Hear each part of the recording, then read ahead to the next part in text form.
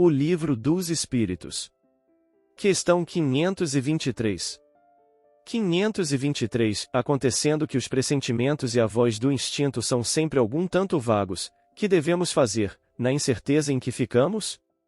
Quando te achares na incerteza, invoca o teu bom espírito, ou ora a Deus, soberano Senhor de todos, e ele te enviará um de seus mensageiros, um de nós.